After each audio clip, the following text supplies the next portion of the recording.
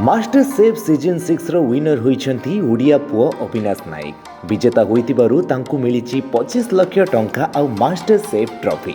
Chicken बेसर रोषेई करी master chef season 6 रो प्रथम ऑडिशन रे सिलेक्ट होइतिबा अविनाश एहारो गोटिए परे गोटिए पर्याय रे आगुक बढ़िथिले। विभिन्न चैलेंज रे स्वादिष्ट खाद्य प्रस्तुत करी सीजन 6 रे 3 जण जज को मन जेनी नेइथिले ओडिया पुओ अविनाश।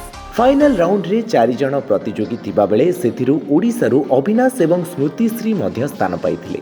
फाइनल रो प्रथम राउंड रे स्मृतिश्री सहित आकांक्षा बाहरी जिबा परे अंद्रेला एवं अविनाश का मध्य रे ग्रांड डिश को नहीं कड़ा मुकाबला होइतिला, जेउतिरे खूब सुंदर एवं स्वादिष्ट खाद्य प्रस्तुत करी जजेस को मन जेनी नेइथिले अविनाश। प्रथम थर पर ओडिशारु 2 जण प्रतियोगी मास्टर शेफ सीजन 6 रे अंशग्रहण करथिले एवं प्रथम थर ही कई जणे ओडिया एही शो को जीति नेछंती। 27 वर्षीय अविनाश नायकଙ୍କ घर ओडिशार गंजाम जिल्ला रे। एही टाइटल जीतिबा परे अविनाश को निकट को छुटिछि शुभेच्छार सुआ।